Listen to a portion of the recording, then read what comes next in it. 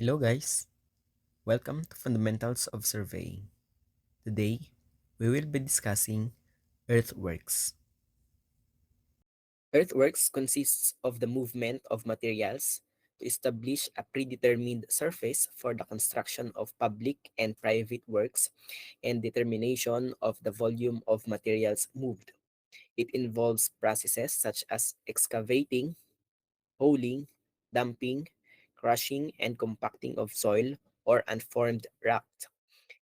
These activities are done primarily with heavy construction equipment such as bulldozers, graders, and etc. Okay, so most of the time, kapag pinag-usapan natin ang earthworks sa surveying, ang pinag-uusapan natin dito ay yung cut or yung fill. Yung cut, yung babawasan natin yung ground, or yung fill naman magtatambak naman tayo. Okay, so these are the formulas that we will be using for our earthworks. First, we have the determination of volume through Prismoidal formula or by the use of Prismoidal formula. Okay, so given yung formula natin for our volume sa ating Prismoidal formula, L over 6 multiplied by the A1 plus 4AM plus A2. Ano yung A1? So let's say for example, meron tayong tatlong sections. Let's say meron tayong section dito at station 1, station 2, and ano naman yung M? It's just the area at the middle of the two stations. Okay? So kunin natin yung area sa station 1, area sa station 2, and area sa middle. Okay? So ito yung magiging formula natin. And paano naman natin madidetermine yung L? L is just the difference between the two stations. So kung merong given yung station dito and yung station dito, so makukuha natin yung length ng ating sinusolve or yung L. And for our average end area formula, so ito lang naman. So kapag sinabing average or end area, kukunin lang natin yung average ng dalawang area from A1 to A2. Okay? So this will be our formula, L over 2, A1 plus A2.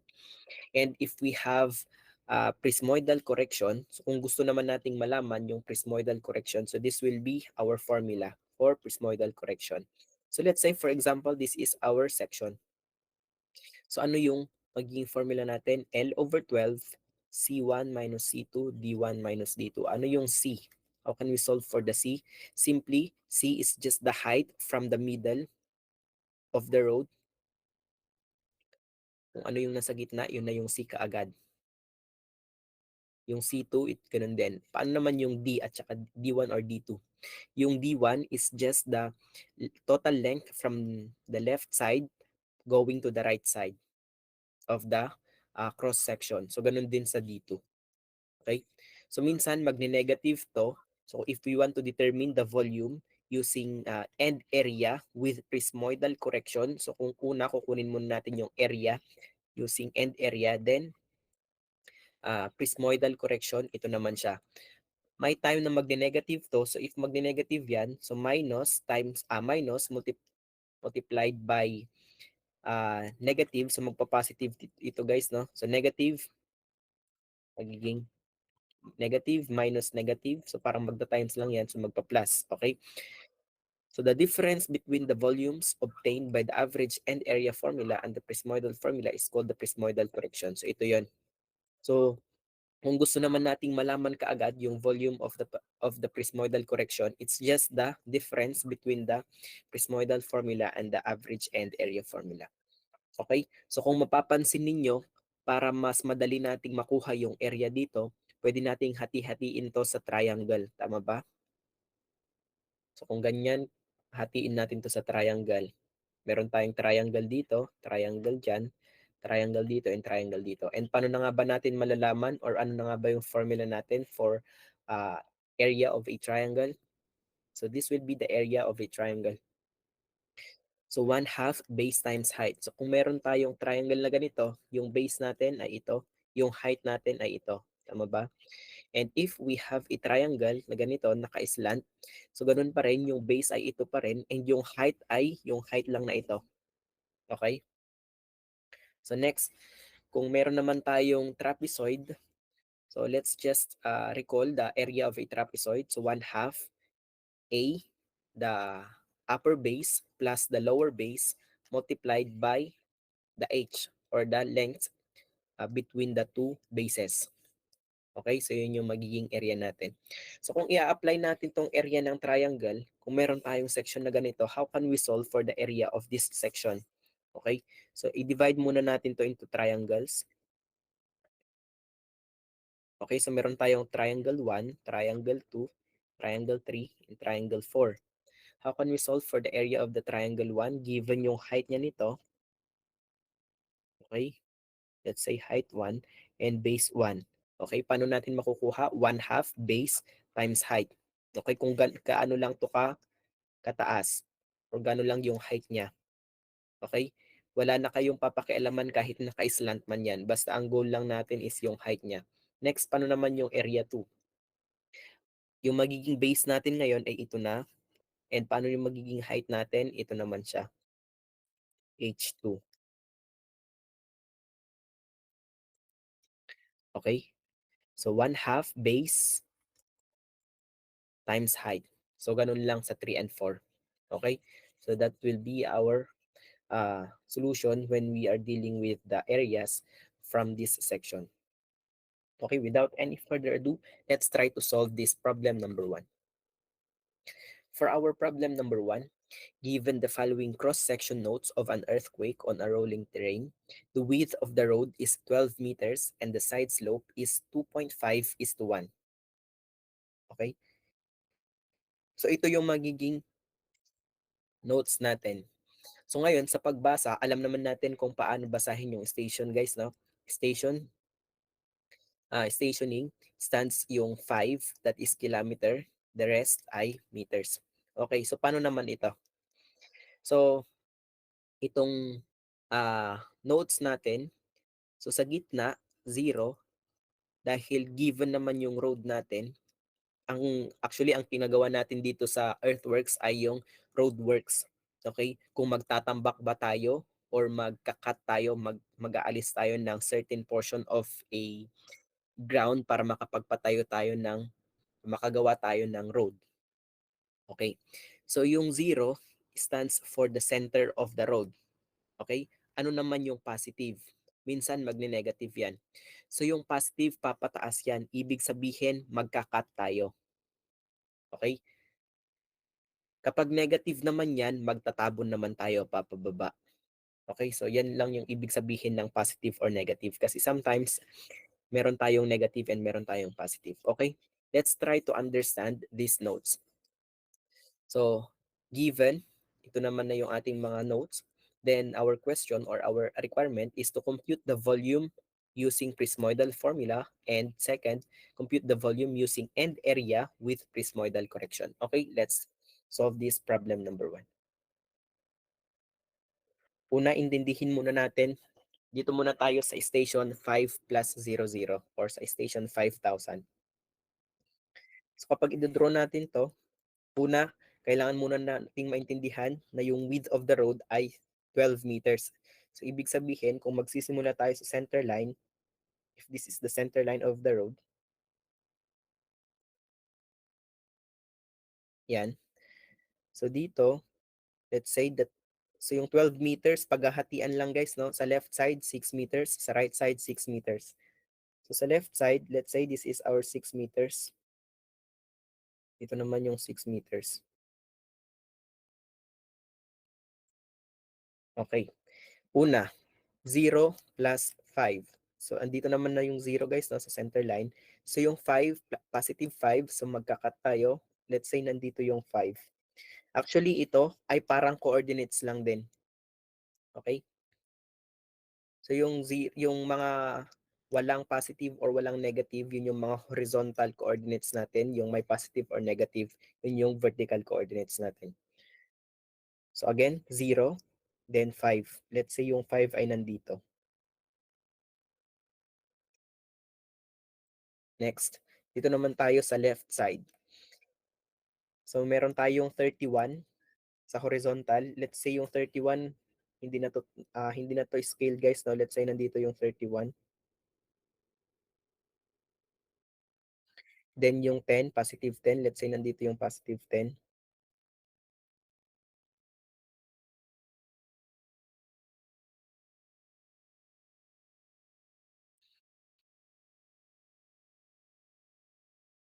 Ayan, this is 10. Next, ito naman, 13.5, let's say nandito si 13.5. Then yung height niya 3, let's say ito yung 3. Okay, so meron tayong tatlong notes. So therefore, i-connect lang natin yan. So,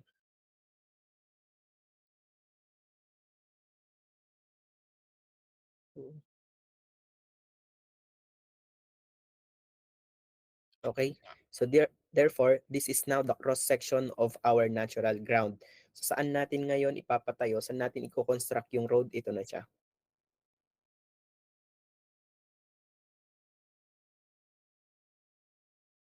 So this is now our road. Ibig sabihin, yung natural ground natin ay meron tayong ganito. Ito yung natural ground niya. Okay, so ibig sabihin, ito ay aalisin natin, ikakat natin para makabuo tayo ng road na ganito. Dito yung slope niya, andito yung width ng ating road. So yung slope naman ng ating side slope, 2.5, okay, is to 1. So ito yun. Andito yung side slope natin. Okay? So una, paano na ba natin makukuha yung area nito? Divide muna natin into triangles.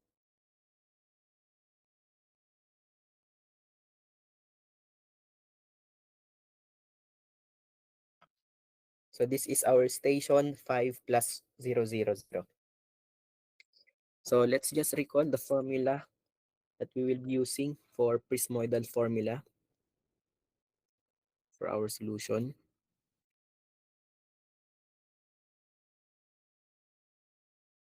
For A, volume using prismoidal formula, that is L over 6 A1 plus 4 AM area middle plus A2. Okay?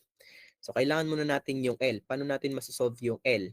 L is just the difference of the two stations. Okay, so alam naman natin na yung station or yung L is 5,020 minus 5,000, or simply that is 20 meters. So, pakita ko na lang. 020 minus 5,000. So therefore, our L is 20 meters. Okay, let's solve for the area of a triangle or area of the cross section using the area of a triangle. So pangalanan ko to as area 1. Okay, so paano natin masosolve? Una, i-consider ko muna yung area na to. Area na triangle. Area 1, area 2, area 3, area 4. Okay, yung area 1, ano yung base natin? Di ba ito? That is 6. So 1/2 base is 6. Ano yung height natin? Yung height ay 10. Ganon siya kataas. Okay? Ito lang yung area na triangle na sinosolve natin. Diba kahit naka-slant lang yan, basta yung height, meron tayong height na perpendicular, yun lang yung kailangan natin. So that is 10. Next, plus area 2.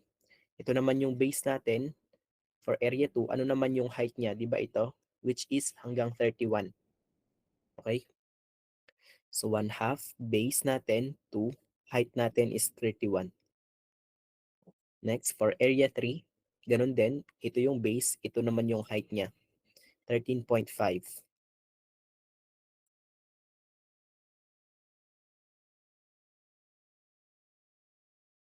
Sorry, 5 pala yon. Iba yung nakopya ko. This is 5. 5 times 13.5 plus 1/2 plus triangle, yung area or triangle 4. Base niya ay 6, height niya ay 3.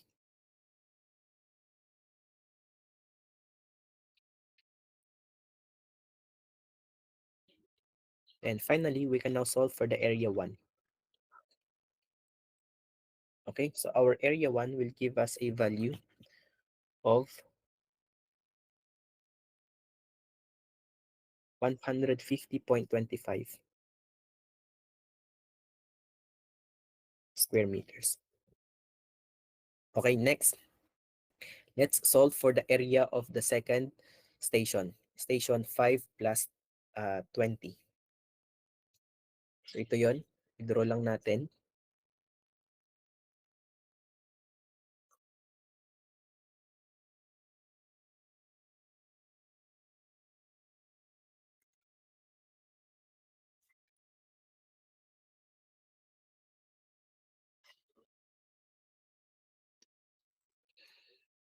So sa gitna, 0.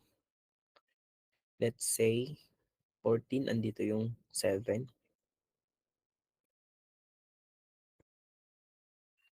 Tapos yung width of the road, that is 6 meters. Kabila ay 6 meters din. Kasi in total, that is 12 meters. Next, sa left side. So 41, let's say yung 41 nandito.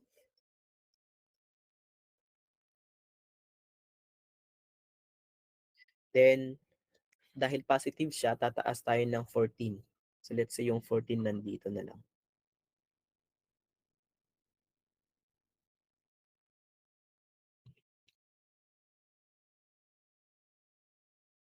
Next, sa right side, we have 17.25. Let's say yung 17.25 ay nandito.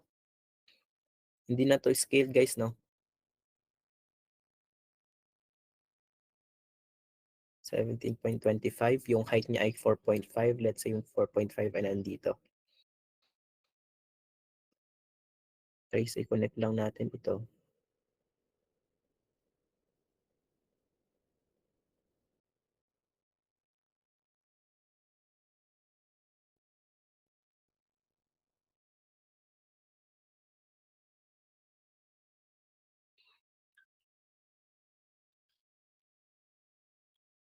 So this is now our cross section. And this is now our road. So magka-cut din tayo dito sa ating station 5 plus 020. So ito yung natural ground natin. Ito. Aalisin natin yan para ma-construct natin yung ating road. Okay? So kunin ulit natin yung area nito using triangles.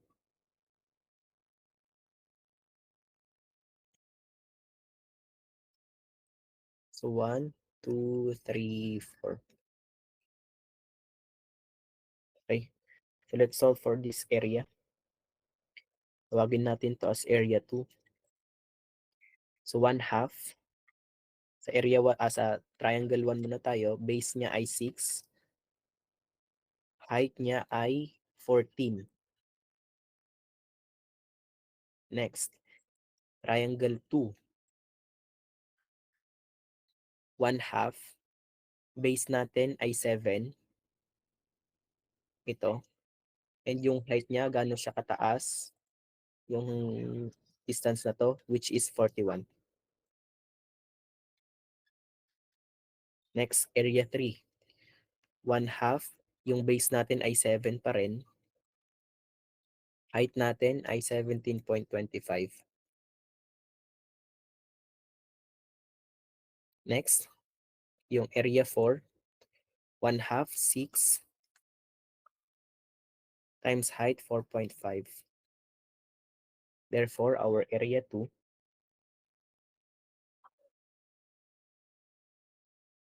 will be equivalent now to 259.375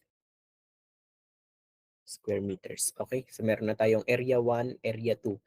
But how can we solve for the value of area middle? So yung area middle ngayon, guys, dahil kailangan natin ng cross-section sa gitna to get the cross-section of the middle, simply lahat ng notes na nandito ay kunin lang natin yung average niya. Okay, so paano yon? So una, so alam natin na yung area middle ay nandoon sa station kung ito ay yung length natin ay 20 meters. Therefore, yung station natin sa middle ay 5 plus 010. Tama ba? So, nasa gitna lang ng 20. Okay, so paano natin makukuha yung area middle? Simply, yung notes natin dito, get the average. First, 31 plus 41 divided by 2, that will equal to, ah, hindi ko na-erase. That will be equivalent to, ilan yun guys? Paki-compute nga.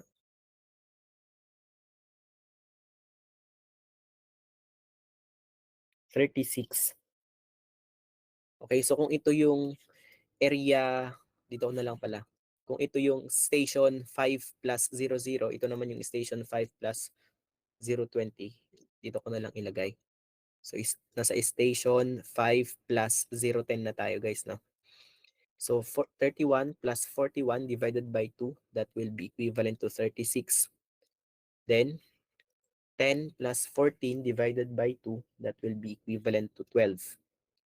So positive 12. Next, dito naman, so 0 na to sa gitna. 5 plus 7 divided by 2, that will be equivalent to 6. Positive 6. Next, 17.25 plus 13.5 divided by 2, that will be equivalent to 15.375. Okay?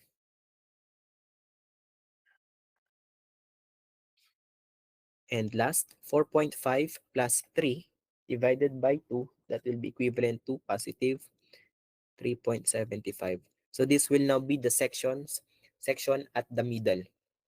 So kapag i-draw natin yan,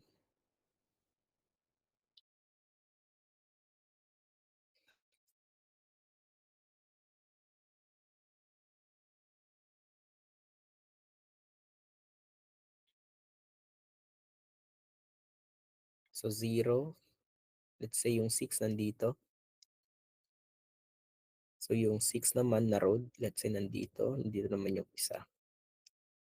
So dito tayo, 36. Let's say yung 36 ay nandito.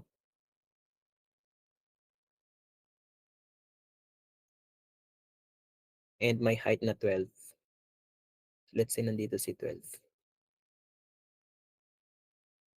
Next, 15. So let's say si 15 nandito. 15.375. And yung height niya ay 3.75. So let's say nandito. 3.75. So i-connect lang natin to ulit.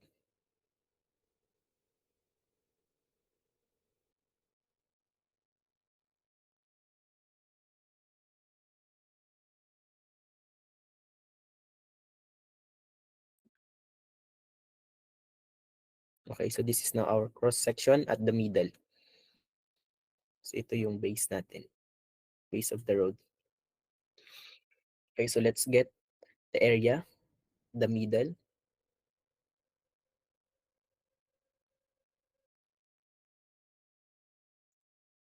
So ilan na to? 12. So area middle. So to get the area middle, so 1/2. Ito muna. Base natin ay 6. Height natin ay 12. Plus. Next, area 2. 1/2. Base natin ay 6. Height natin ay 36. Plus area 3. Ito naman, 1/2. Base natin ay 6 pa rin. 6 yung taas niya pa rin. And yung height natin, ito na siya. 15.375.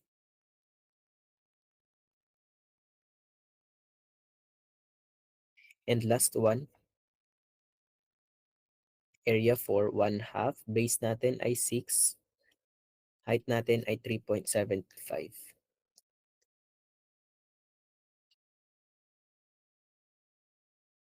Therefore, the area at the middle will now be equivalent to 201.375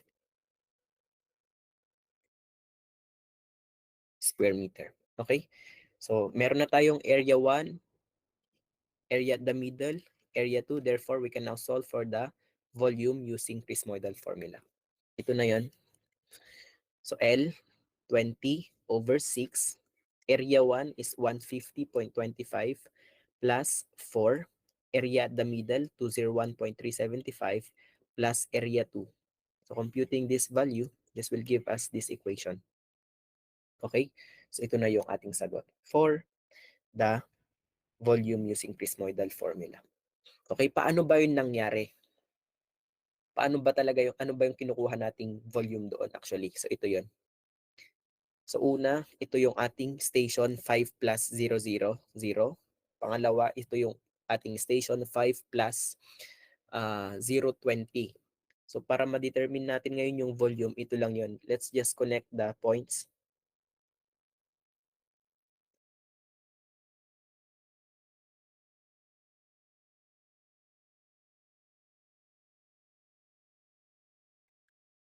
Ito lang yun, yung kukunin nating volume.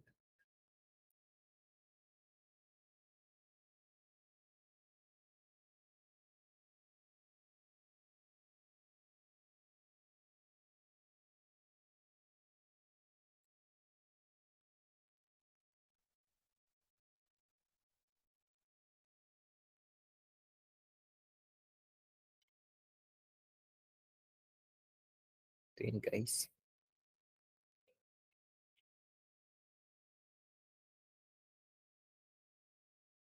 Yan. So ito yung kailangan nating volume, yung volume between the two stations. So asa naman pala yung area at the middle? So ito yun.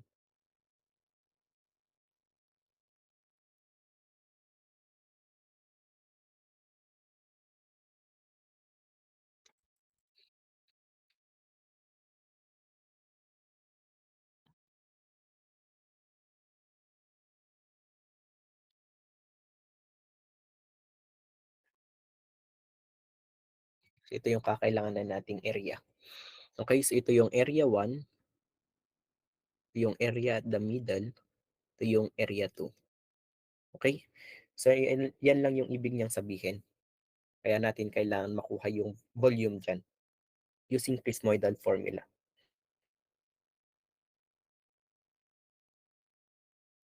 Okay, so that's it for our area sa pagkuha ng volume using Prismoidal formula. So that will be our solution 1 sa pagkuha ng area. So ipipresent ko sa inyo yung solution 2 natin to get the area of those cross sections. So ito yung ating area 1 sa station 5 plus 00. Ito naman yung ating area at the middle. Alam natin na nandun siya sa station 0 plus 10 as well as our area 2. Okay, so this will be our solution 2 to get the area at each section. Una, isulat natin yung ating notes sa station 1 or sa ating station 5 plus 00. Then, magsulat lang tayo dito sa baba yung half ng ating road base or width ng road. So ano na yung ating width ng road? We have 12 meters. Okay? So half niyan ay 6, tama ba? So ilagay ko lang dito 6. Ilagay ko dito 6 din. To get the area at this section, una, so let's say this is area 1. 1/2. Kopyahin ko to, tong 5, then i-multiply ko dito at dito. Okay? Or simply just 5 times 13.5 plus 31 yun guys, no? Okay, so ganito yun.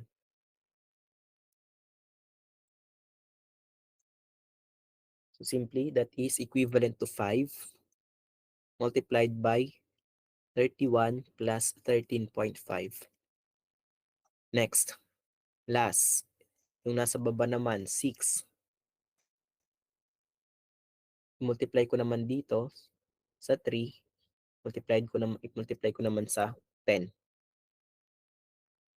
Ganun lang din gagawin ko, 6, 10 plus 3. Okay? So equivalent lang yan sa 150.25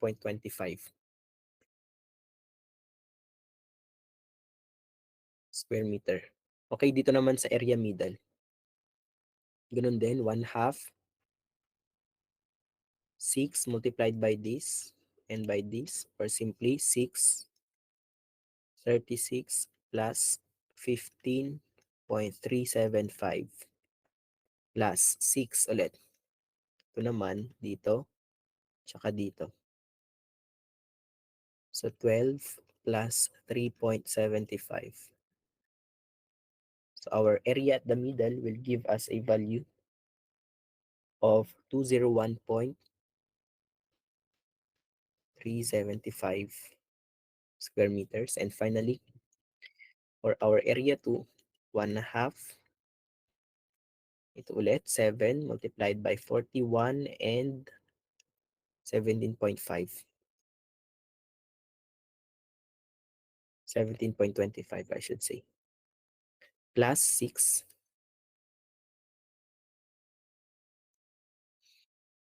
14 and 4.5.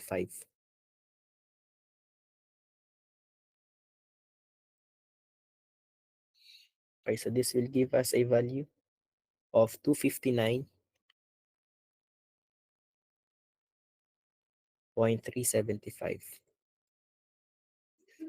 Okay, kung mapapansin ninyo, di ba same lang? Area 1, 150.25. Area 2, 259.375. Area at the middle, 201.375.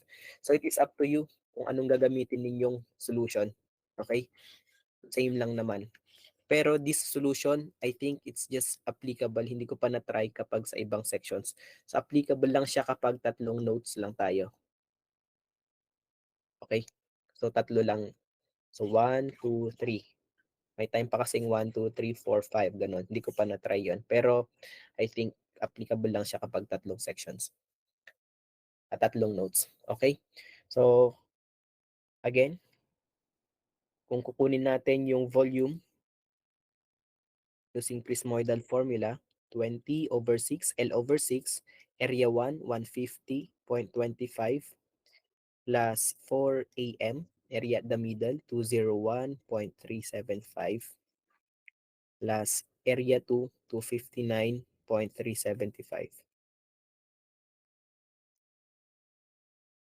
And finally, our volume using Prismoidal formula will be 4,050.4167 cubic meter. This is now our answer.